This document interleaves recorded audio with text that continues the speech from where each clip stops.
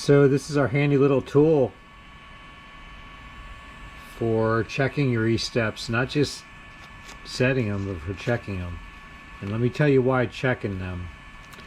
The reason why checking them is that recently on this machine I was doing a lot of fine printing like this. A perfect ruler. Huh? How about that? I even got inside my A, which is a killer spot to try to get. Anyway, so I should have done this sooner because I noticed it seems like there's, you know what? I don't think it mattered on the yellow. I digress. When I went to the 0.3, I did an overnight print. I got this new filament. It's cheap. It's one of the ones that advertise to you on Facebook. And they say 10 rolls real cheap. So it was labeled PLA plus. So I bought some. And so far I'm noticing that it will stand up on our chain systems so the links don't break. They're decent. They're not ESUN, that's for sure, but they do stand up, so it's barely PLA plus. Off the roll it seems kind of brittle. The worst thing about it is the black is shiny. So anyway, I was printing a cover which I just intended to paint, a screen cover, and I noticed that I was getting under extrusion. Like I just reached down and touched it for some reason and I could feel like strings, so the layers weren't adhering to each other. And so I stopped the print and I checked my E-steps, and the E-steps were way off. But it's not really that the E-steps were off, it's that we were missing steps, because with a point, this filament right here with a 0.4 nozzle printed perfect at 208. I mean, pristine with a 0.4 nozzle. I printed 209 on here because it was going to be an overnight print, so I went to 209, and that's not good enough. So I got the ruler and I checked the E-steps at 215. I put it up to 215, check the E-steps. I was a little short, so I had to go all the way up to 220 to get the E-steps right. Anyways, how to use the ruler. Put the tape on. You just use this edge here, get it on nice and straight, line it up. The groove here on the bottom, line it up here. Just kind of hold the filament up and push it on, and bang, it's on.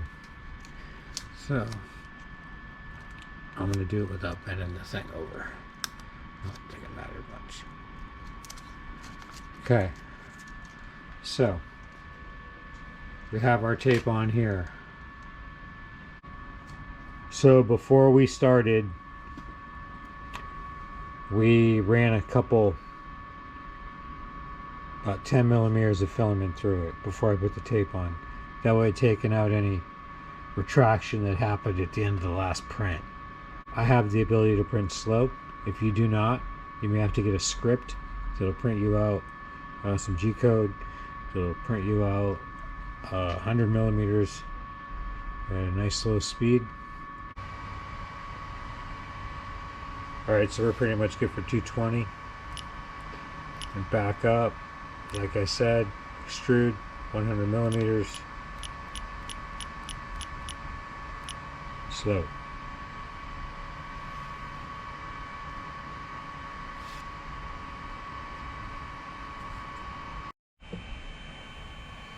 Okay, what I actually figured out during this test with this tool is that it wasn't that the filament had to be hotter, although it may still have to be hotter. It makes sense that it would be. The bigger problem was, or is, that the slow script that's written into the Marlin is still too fast for the 0.3 nozzle, because I'm still getting extruder slip. I heard it twice. So, and that's showing up here. So right here it says, of course you want to make sure you put your tape on straight when you do this. So looks like we're 3 short of 100, so that's 97. So we actually extruded 97. We wanted to extrude 100. Okay, so if you just type in Esteps calculator into any search engine, right near the top will be one of these calculators you can use. I think TH3D is at the top now. This one right here, those two change positions at the top frequently. So you're going to want to type here on this box right here, you're going to want to type out what your machine actually extruded when you did the test, which mine was 97.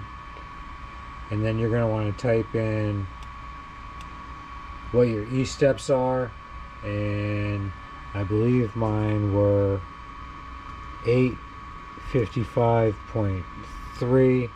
And like I said, I just determined that all this testing is no good. We're going to need to extrude even slower with a 0.3 nozzle, which tells me that this could be related to how fast I was actually printing.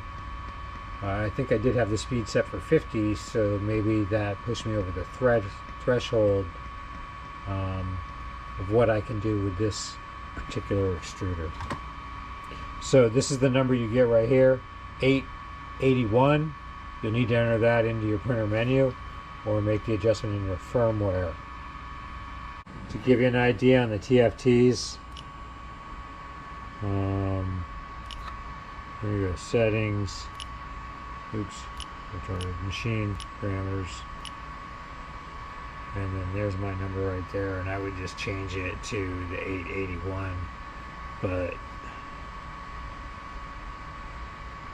actually I'm going to do another one, and I'm just going to click it 1 millimeter at a time and do 100 millimeters fairly slow and try to get through without slipping the extruder, and then just watch my print speed. So more information about this. So if you have a 1284p board, it's the processor, or even maybe some 2560s or 2650s or whatever they were, you may not have the ability to get into your BIOS or your firmware here on the screen and change your E-step settings. So you're gonna have to go with they'll probably set stock 93, and you're pretty much locked into that. You know, that's why people upgrade their boards and learn how to do Marlin. So, all right, everybody. It's an effective tool, I think, because sometimes when you're checking your E-steps, you have to do it multiple times, and marking and measuring is a major pain in the butt, and I don't know, things just come to me. Good luck, everybody.